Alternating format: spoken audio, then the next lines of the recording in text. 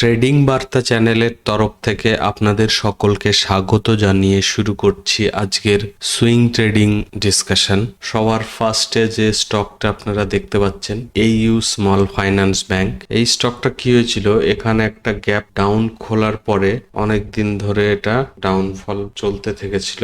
যাই হোক, তারপর ধীরে ধীরে আবার হায়ার হাই বানাতে বানাতে উপরে এসেছে। যাই হোক, তো আমি ভেবেছিলাম যে এই যে গ্যাপটা আছে এটা ফিল করার পরে আবার ডাউনফল শুরু হবে, বাট না, এরা কিন্তু এর উপরে সাস্টেন করে গেছে স্টকটা। তো আশা করছি আর কোনো চিন্তা নেই, এখন এর একটা ভালো আপ মুভ আসতে পারে। তো যেহেতু গ্যাপ ফিলের পরেও ডাউনফল হয়নি, সাস্টেন করে গেছে উপরের লেভেলে, তো এক্সপেক্ট করছি একটা সুন্দর আপ মুভ আসবে স্টকটাতে।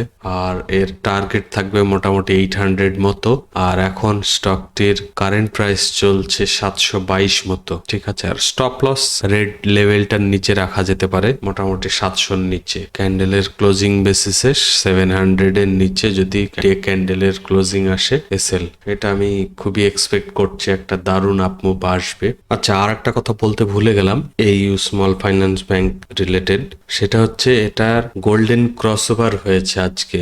গোল্ডেন ক্রসওভার মানে 50 ইএমএ 200 ইএমএ কে ক্রস করে উপরে ক্লোজিং দিয়েছে, ঠিক আছে। তো এটা একটা যথেষ্ট বুলিশ একটা স্ট্র্যাটেজি। তো আশা করছি এটাতে দারুণ মুভ আসবে, বাকি মার্কেটের উপরেও কিছু ডিপেন্ড করবে। তো চলুন নেক্সট স্টক দেখে নিই। নেক্সট হচ্ছে অ্যাপার ইন্ডাস্ট্রিজ। এটাও খুব সুন্দর হায়ার হাই বানাতে বানাতে উপরের দিকে যাচ্ছে, তবে এই স্টকটা একটু কস্টলি, তো কম কোয়ান্টিটি নেবেন, অসুবিধার কিছু নেই। এখন এর কারেন্ট প্রাইস চলছে 9956 মতো, ঠিক আছে। আর এর স্টপ লস হবে এই রেড লেভেলের নিচে, বা বলতে পারেন আজকের যে ক্যান্ডেল তার লো এর নিচে যদি কোনো ডে ক্যান্ডেল ক্লোজ করে তার নিচে, তাহলে এসএল। আদারওয়াইজ একটা ভালো মুভমেন্টের এক্সপেক্ট করছি এটাতেও, কারণ এর ভলিউমটাও খুব দারুণ এসছে আর রেসিস্টেন্সও ব্রেক করে ক্লোজিং দিয়ে দিয়েছে। খুব সুন্দর একটা গ্রিন ক্যান্ডেল, তো খুব সুন্দর স্টক। চলুন নেক্সট স্টক দেখে নিই। নেক্সট হচ্ছে সেঞ্চুরি টেক্সটাইল।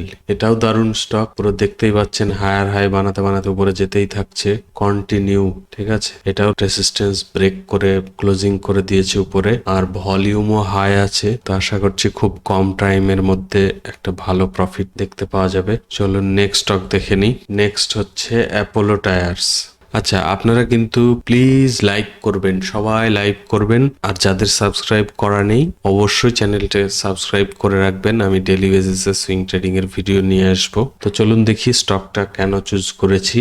আচ্ছা, সবার আগে বলি এটা তো একটা ডব্লু প্যাটার্নের ব্রেকআউট করেছে, প্লাস হচ্ছে রেসিস্টেন্স জোনও ব্রেক করেছে, এখানে থার্ড টাইমে ব্রেক করেছে। আর যেহেতু একটা কন্টিনিউ আপ মুভ চলছে, তো আশা করছি এটা খুবই কম দিনেই টার্গেট হিট করে দেবে। অ্যাপোলো টায়ার্স এর এখন কারেন্ট প্রাইস চলছে 523 মতো, আর এর টার্গেট মোটামুটি এখানে রাখছি এই 560-62 মতো।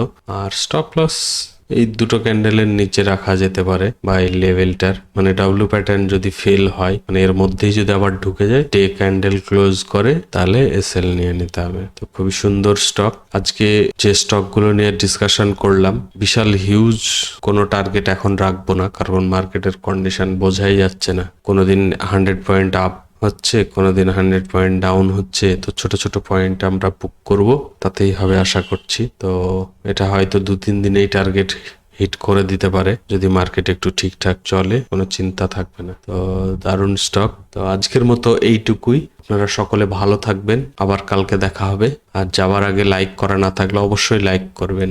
Thank you, bye by.